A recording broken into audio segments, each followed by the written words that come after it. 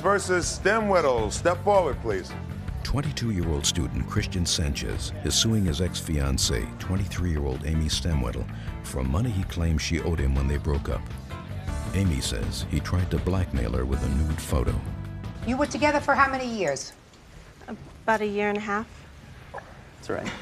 About that time. And during that year and a half, you lived together for a relatively short period of time. How long? About 6 From months. June to end of September. And you say that the defendant owes you some $755. Is that right? Yeah. Yes. Tell me for what? It's for rent, phone bills, and cable bills. You moved into an apartment together. Yes. A house. House. House. Signed a lease? Yes. Both your names? And what happened, Mr. Sanchez? Well, our engagement, we broke up, and she was looking. When? We broke up on August 9th, '95. Why? It just didn't work out. Okay. But according to your complaint, the defendant lived in the house after August of '95. Yes, she did. How did that come about? Well, she asked to live a little longer because she was looking for a place to stay. Is that right? Yeah, I was looking for an apartment at the time. So you broke up on August 9th. When did you finally move out of this house? Probably the beginning of October. And what arrangements had you made for the bills during that time?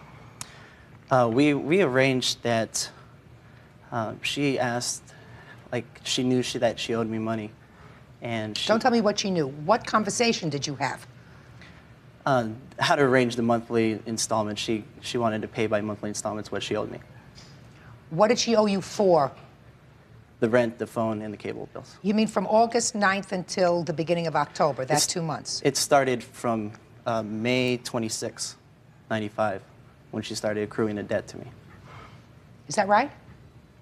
No, we were engaged. We were living like we were married. We put all of our money together, and he would write all the checks. So according to you, you didn't owe him any money? How much was the whole rent on the house? Per month? Yes. $500.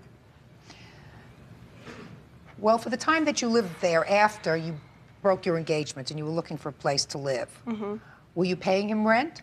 No, we contributing lived, towards the rent? We had one conversation about it, and I had said that he had asked for half the rent, and I said that I'd pay half the rent if he paid half the groceries and did half of the work around the house, and he wouldn't do that. So you bought all the groceries? Yeah, that's pretty much how it was. I would do the shopping and I would do the cooking. Well, did he agree to that?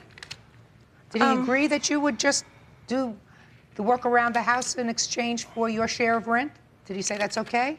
Well, it was just another argument. There was never an agreement made either way. According to your complaint, Mr. Sanchez, there was a conversation that you had with the defendant where she said to you, how much do I owe you? And you said? I just gave, it was like, I just said $400, call it even, you know. You remember that conversation? Nothing came up about the $400 until I called him about, I think it was this past February, and he had... What'd you call him for?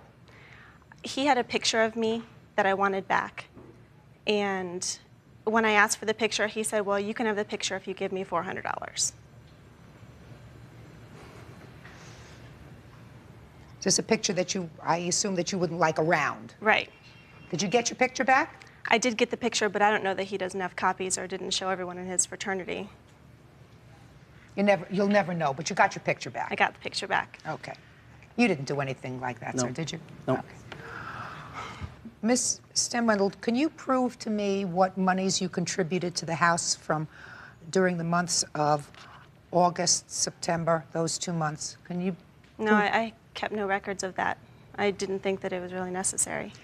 Well, it seems fair to me that while you were living in the same house and yet not engaged, once you had broken this engagement, that you should pay half of the rent, half of the utilities, half of everything else, because you're no longer in a situation where you're moving towards a marriage. You're in a situation where you're moving out the door, right?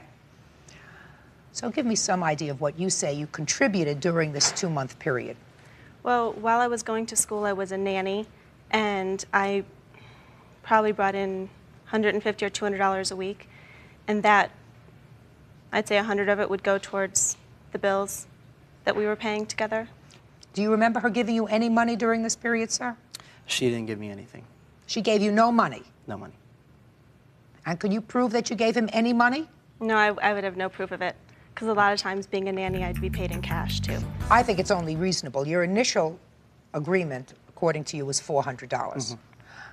That's certainly most fair, considering that the rent was $500. You agree with that a month, which means for the 2 months it was $1,000 that you were living there, which means if you just paid for rent alone, your share would have been $500, right? Okay. Okay, and that doesn't include utilities, phone, anything else.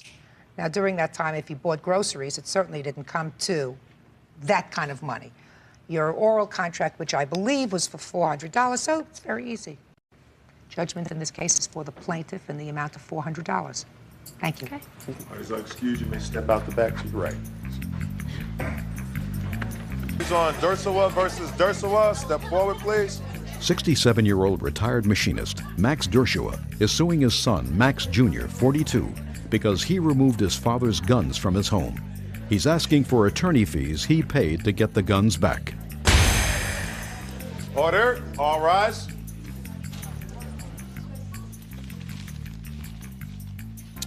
Yeah, this is case number 460 on the calendar in the matter of Dersawa versus Dersawa.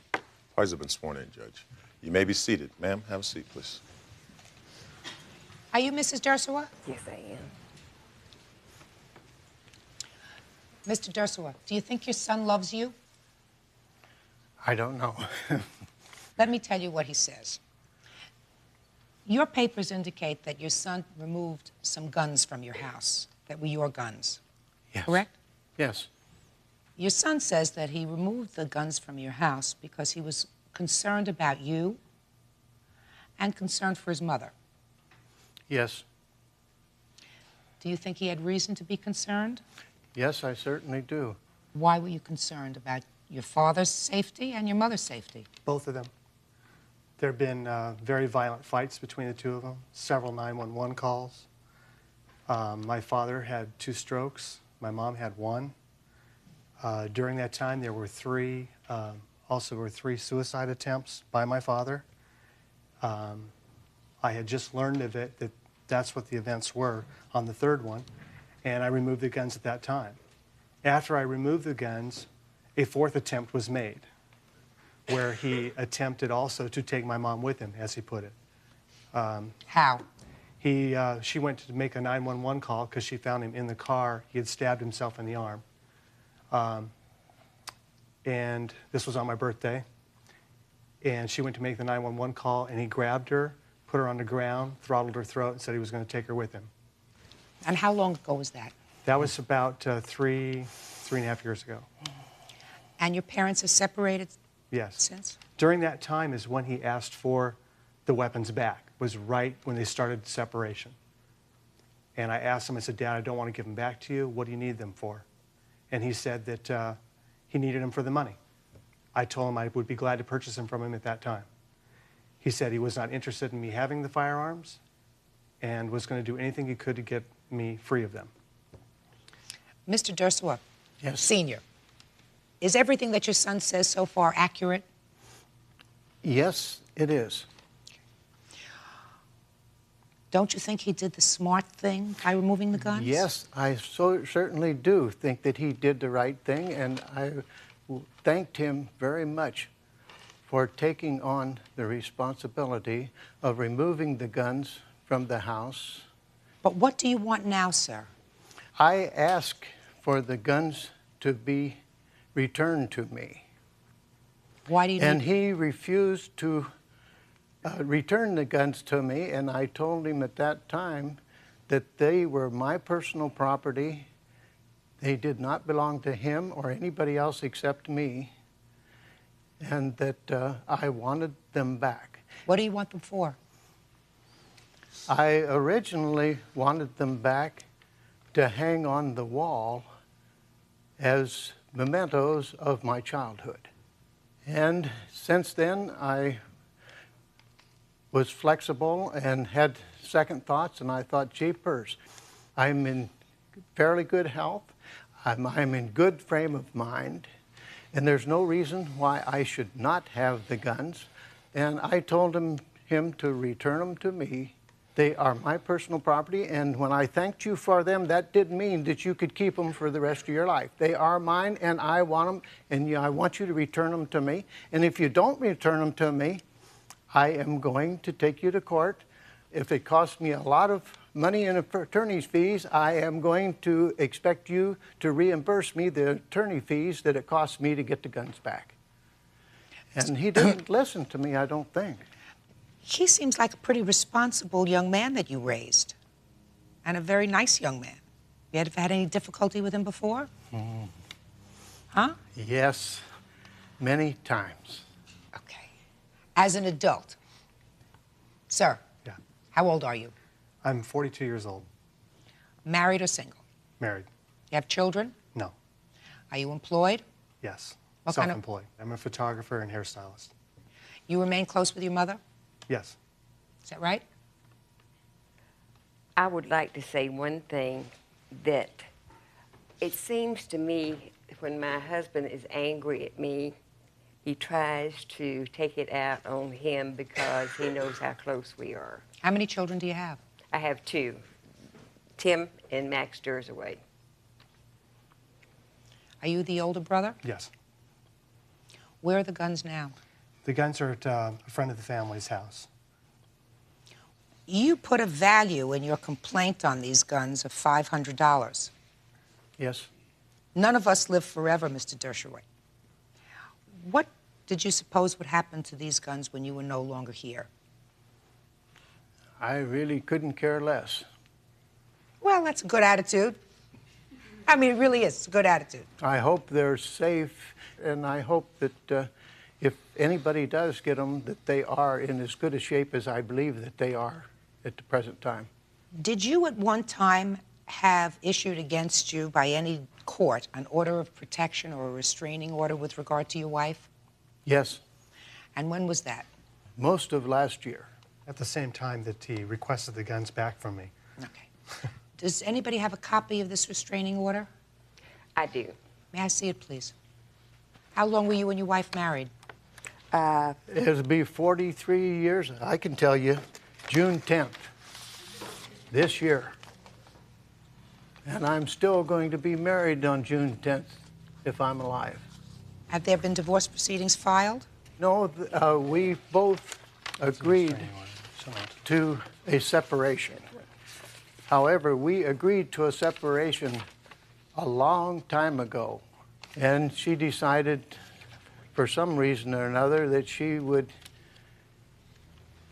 make it legal and go through the legal procedures of getting a separation.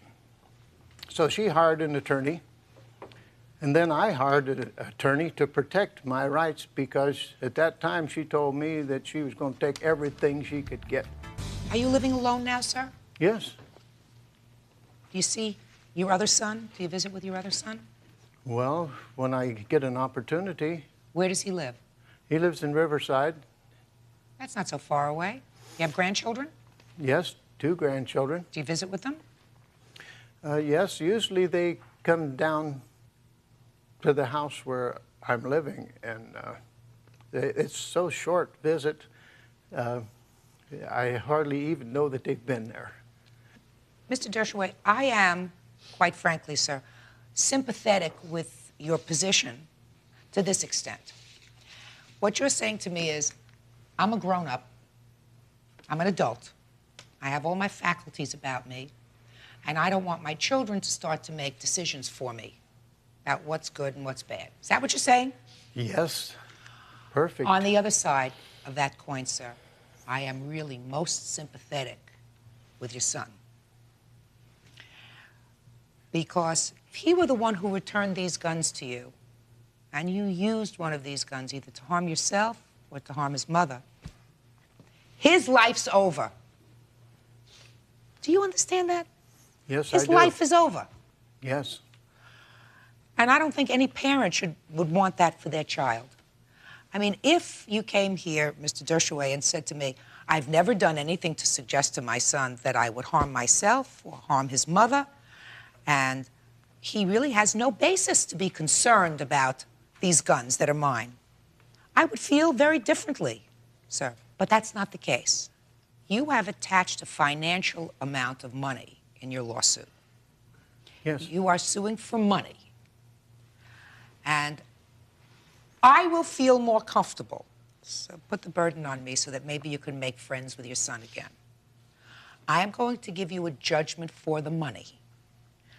And I am going to direct you, sir, to ensure that these guns, which are mementos of your father's history, you know, he's had them in his family for years. I don't know whether your brother has sons who might be interested in having these hunting rifles at some point in their lives, but he would, despite the fact that he says he doesn't care what happens to him when he's gone, I think he would probably like to know that they remain in his family, for whatever reason. Yes. Fine. So I'm going to give you, sir, a judgment for the exact amount that you are requesting, and you keep the guns. This court is now in session. I request you all to be seated. Parties on Gabolios versus Murphy. Step forward, please. 71-year-old Arpad Gabolios is suing 35-year-old teacher Terry Murphy for trashing his house, not paying rent, and forging his checks. Order. All rise.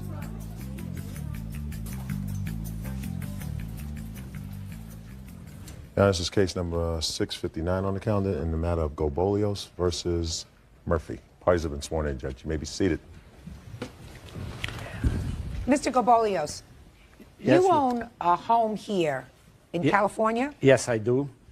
And according to your complaint, you also live part of the year in Hungary. Yes, I do. And it's been your practice to rent your home during the period of time that you're there. Exactly, Your Honor. You rented your home to the defendant. Yes, Your Honor. When did her tenancy begin? On February 1st and ended on November 1st of 1998. And according to your paper, sir, the arrangement was she was to pay rent to an agent that you had here. Exactly, Your Honor. And the rent was, for a furnished house, was $500 a month? Yes, Your Honor. And she was to pay her own utilities with the exception of one thing. The cable TV. And you were to pay that? Yes, Your Honor. According to you, you left her some checks that were made out to the cable company for the months that you would be away. That is absolutely correct, Your Honor. And they were actually made out to the cable company? Yes, Your Honor. Century Cable. Tell me what happened, sir, when you came home at the end of October. I came home on October 31st, and just about midnight, because the plane was late, and I found the door, the entrance door open.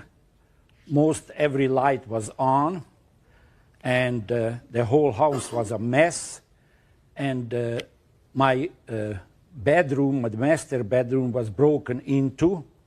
Had you had that locked when you left? Yes, Your Honor, it was locked. So it was locked, and she had the use of all the other parts of the house except your bedroom? Except my bedroom and except my wine cellar. Well, I have to explain, Your Honor, that the garage I converted to a wine cellar because I make my own wine. And then I found the sofa from the living room moved into the wine cellar. I also have pictures to show that, and I can show you how my whole house was trashed. Let me see, please.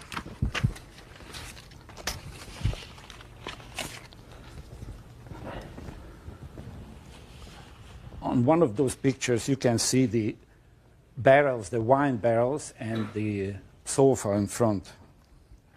Is this the way you found the outside of the house with all these papers and garbage? No, it was a couple of days later, Your Honor. What do you mean a couple of days later? Well, because she left a few things behind, and I asked her to come and get it, but she didn't get it right away, and came back about 2 days later or something, and then she trashed the sidewalk, as you see at the front. You say that she didn't pay you rent. During what period of time didn't she pay you rent, sir? She didn't pay the last month rent of October. Did you pay him the last month's rent? I paid the rent. I do not know what happened to it. Show me, you paid I by don't have- check. the check never went through. So that you didn't pay him. Take a look at this garbage on the front of his house. Tell me how that happened.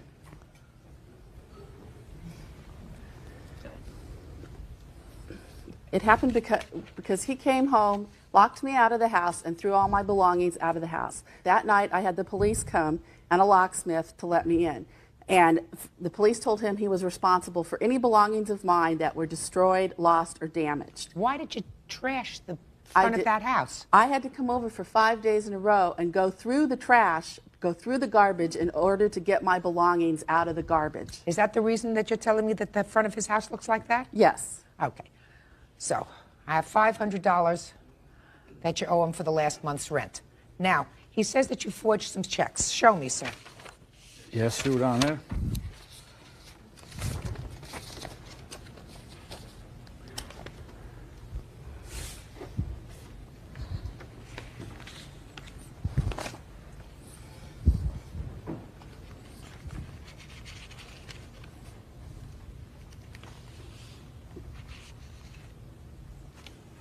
Show these to the defendant.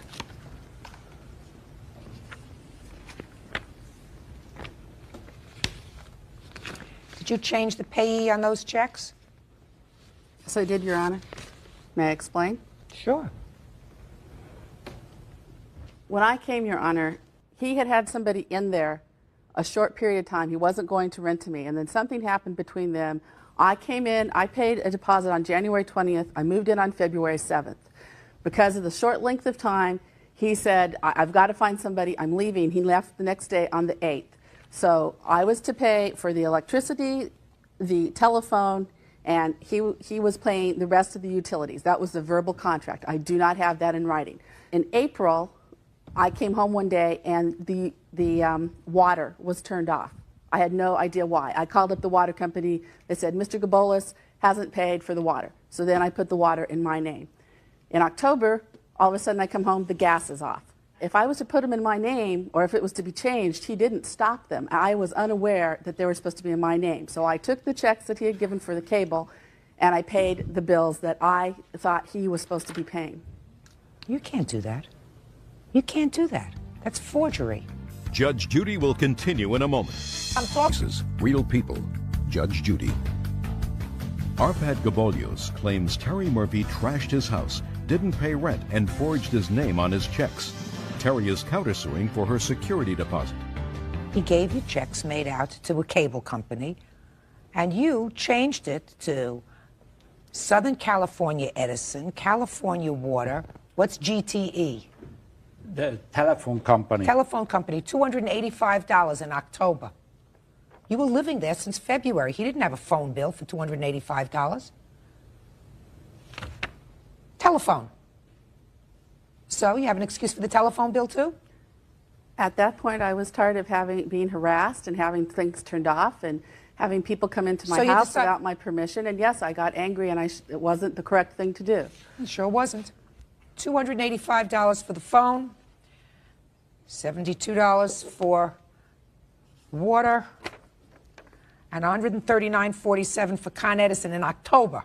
Your Honor, may I read part of the agreement which she signed? Yes. The rent is $500 a month plus $500 security deposit. The $500 rent is payable at the first Friday of every month to Tom Biscorny, neighbor and friend of Arpad Gabolios. During the above-mentioned 9 months, lesser will be in Hungary, and at that time, lessee will pay all utility bills, including gas, electric, and water bills. At the time that occurred, Your Honor, he was leaving the next day. He didn't want to write a new lease agreement, and it was all verbal. No, that's too bad. Just a second. Not finished yet. You also say that she stole some property from your house. Yes, Your Honor. What did she take? She stole a table from my den. I have some proofs here.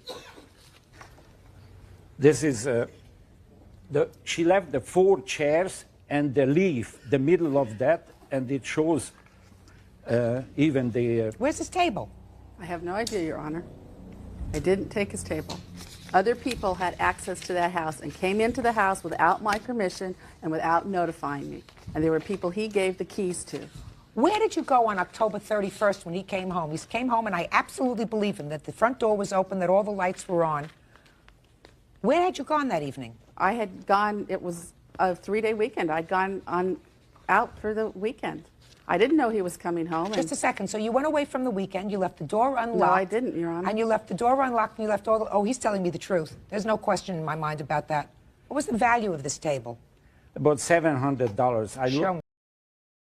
While searching for a cure to a deadly virus, a scientist accidentally created a horrifying form of rain. Anyone who came into contact with it died within seconds, screaming in unbearable pain. Within days, entire cities began disappearing from the map. But this story begins before all of that happened. At a university in Denmark, a young woman named Simone was rushing to her exam when her father, Frederick, suddenly appeared. Without explaining anything, he grabbed Simone and forced her into his car. Inside were her younger brother Rasmus and her mother. Frederick was visibly terrified and drove at extreme speed without answering any question. He was taking them deep into the forest toward a secret bunker built by his company, Apollo. The weather was rapidly deteriorating, and it felt like rain could start at any moment. Due to Frederick's reckless driving, several cars crashed ahead, completely blocking the road. Angry drivers began arguing with him, but Frederick ignored them. He pulled his family out of the car and ran with them into the forest. Just then, the first drops of rain began to fall. Using his fingerprint, Frederick quickly unlocked the bunker and rushed everyone inside. Inside the bunker, Simone and Rasmus were shocked. They couldn't understand why their father had brought them there. The bunker was fully equipped with years' worth of food, water, and an advanced air processing system. As Simone was about to question him, Frederick put on a protective suit and prepared to leave. He told them only one thing: no one leaves the bunker until I return. When Simone tried to stop him and demanded the truth, Frederick explained that the rain outside was spreading a deadly virus. Anyone exposed to it died within seconds. He was the only person capable of finding a cure, which is why he had to go to the company headquarters. Before leaving, he told Simone to take special care of Rasmus because he would play a crucial role in the future. Confused and scared, Simone watched her father leave the bunker. Later, when she checked the news on her phone, she was horrified. Everywhere she looked, there was death, chaos, and fear. People were collapsing on the streets, screaming and dying painfully in the rain. Suddenly, loud knocking echoed at the bunker door. Rasmus thought his father had returned. Despite their mother's warning, he opened the door. A rain-soaked man collapsed inside, his skin burning as he tried to drag Rasmus outside. In a desperate move, their mother pulled Rasmus back inside and pushed the man out, but she herself was exposed to the rain and became infected. Even in agony, her only concern was her children. She told them to take care of each other. Heartbroken, Simone shut the door and tried calling her father, but there was no connection. Remembering Frederick's words about staying strong in front of Rasmus, she forced herself to remain calm. As time passed, Simone learned how to operate the bunker's systems and manage its resources. She discovered that there were other Apollo-built bunkers in the city, but none responded. Eventually, she found a radio and contacted a man hiding in his basement. Suddenly, the power across the city went out, cutting off all communication. Days turned to weeks, then months. Frederick never returned. When Simone finally tried to leave the bunker, terrifying visions of her mother's death stopped her. Slowly, Simone overcame her fear, took full responsibility for Rasmus, and grew into a strong and protective sister. Rasmus had once been infected by a strange virus that no one knew anything about at the time. Frederick personally created an antidote and gave it to him. Later, Frederick's company also learned about the virus and asked him to submit a full report. From that moment on, Simone began to suspect that perhaps Frederick himself had created the virus. Nearly 6 years had passed, but Simone still had no information about her father. Rasmus had grown up, and with their food supplies running dangerously low, he wanted to go outside in search search of food. Simone initially refused, but then realized that assessing the danger outside was necessary. One night, after Rasmus fell asleep, Simone decided to leave the bunker wearing a PPE suit.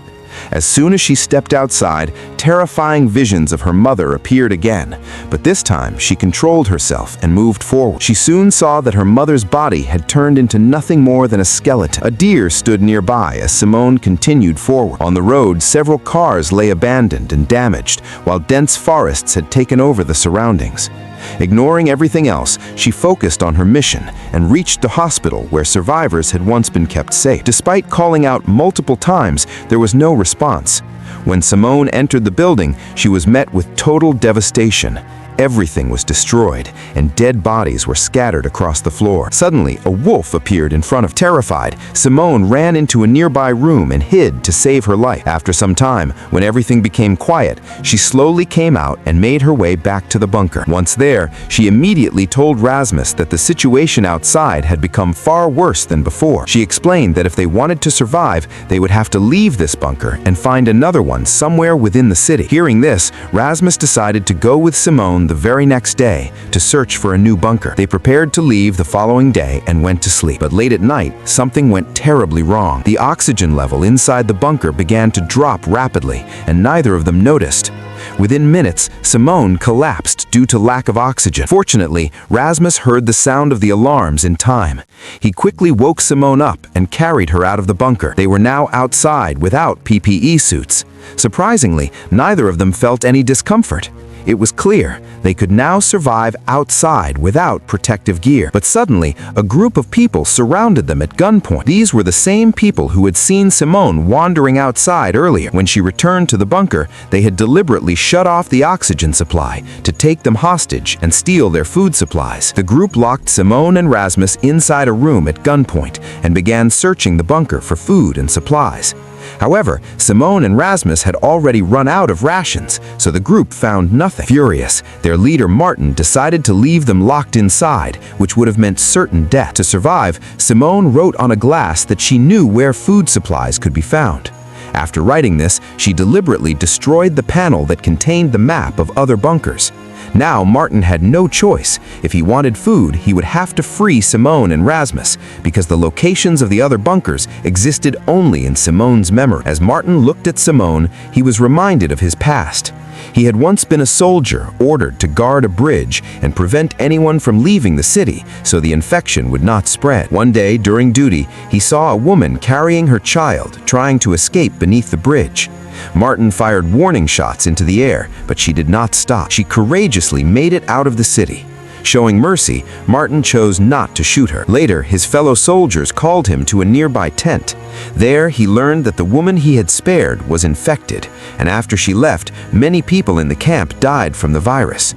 This revelation shattered him. With the death of his last companion, Martin lost all patience. From that moment on, he decided never to trust anyone again. Survival became his only rule. Returning to the present, Martin initially refused Simone's deal, but with no food left, he realized they wouldn't survive much longer. Eventually, he accepted her terms and freed Simone and Rasmus, taking them outside with his team. After many years underground, stepping outside into fresh air and sunlight felt like a miracle to Simone and Rasmus. Relief was clearly visible on their faces. Soon, they learned from Martin's team that food and water had become so scarce that people had begun killing and eating other humans to survive. The revelation left Simone and Rasmus in shock. Suddenly, another group appeared nearby, using thermal sensor drones to locate humans and kill them. Acting fast, Martin covered everyone with aluminum foil to hide their body heat from the drones. However, 2 other survivors were nearby. One woman ran towards Simone's group. Simone wanted to help her, but Martin refused, warning that helping a stranger could put the entire team at risk. At that moment, a girl on the team, Betty, supported Simone. Without hesitation, they ran after the woman to save her. She slipped near a small river and fell. As attackers closed in, Martin arrived and instantly shot them. He never abandons his team, but the woman had fallen into the water and was now infected. Forced by reality, Martin shot her as well. The incident deeply shook Simone. She realized that while staying on land was relatively safe, contact with rain or stagnant water was still extremely dangerous. Even the slightest exposure could lead to infection. After this, Simone led the group towards another bunker whose location she remembered. It would take nearly a full day to reach. Before nightfall, they decided to take shelter nearby a house. Inside, they found weapons, clothes, and supplies left behind by dead hunters, along with a few bottles of clean water. Seeing this, John gave water to his sick partner, Leah. Watching their care for each other made Simone smile. At first, she only wanted their help to reach the next bunker, but now she realized these people weren't bad. Slowly, she truly began to stand with Martin and his team. The next morning, they resumed their journey. Suddenly, Rasmus stepped into a water-filled pit. Martin immediately pulled out his gun, ready to shoot him. Before he could act, Simone stepped in front of him and stopped him. She quickly removed Rasmus's shoe and checked his sock. To everyone's surprise, it was completely dry. That meant the shoe was waterproof and Rasmus was not infected. Seeing this, Martin finally lowered his gun, letting out a breath of relief. Together, they continue their journey and finally reach the second bunker. Simone unlocks the door using her fingerprint. The sight inside instantly brings smiles to everyone's faces. The bunker is filled with so much food and water that they could survive comfortably for years. Everyone celebrates and eats to their fill. However, Simone feels an uneasy tension inside. She still doesn't fully trust Martin and his team. Somewhere in her mind, there's a fear that they might kill her at any moment. When Simone confronts Martin about this, he explains that she has been living inside a bunker for the past 6 years and doesn't truly understand how the outside world and people have changed. Martin is genuinely a good person, but the present world makes trusting anyone extremely difficult. Despite his explanation, Simone remains unconvinced and walks deeper into the bunker. There, she notices a phone charging, displaying childhood photos of her and Rasmus. The phone belongs to her father, Frederick. It becomes clear that Frederick had left the old bunker and stayed in this new one for a short time. Simone immediately checks the phone with Rasmus and finds a video recorded by Frederick. In the video, Frederick explains that he is heading to a headquarters in Sweden to develop a cure or antidote for the infection. This instantly sparks hope in Simone's mind. Her father might still be alive. Driven by this belief, Simone decides to travel to the Swedish headquarters with Rasmus. She shares her plan with Martin, hoping he will help them. But Martin firmly refuses. He believes they are safe inside the bunker, whereas reaching the Swedish headquarters would require traveling through the city, a place likely filled with hidden hunters. To Martin, the journey is far too risky. He also points out that the video is 6 years old. By now, Frederick is probably dead. If he had successfully created an antidote, Martin would have heard about it. Simone ignores his warnings. She gathers a few days' worth of supplies and leaves the bunker with Rasmus. Betty decides to follow them along with John and Leah, as she truly wants to support Simone. Leah understands that it was because of Simone that she managed to reach this bunker safely. Otherwise, Men and Patrick would have already killed Leah, John, and Betty long ago. At that time, John, Leah, and Betty didn't know Martin and Patrick at all. They were simply trapped together in the same situation. Martin and Patrick had initially captured them with the intention of robbing them.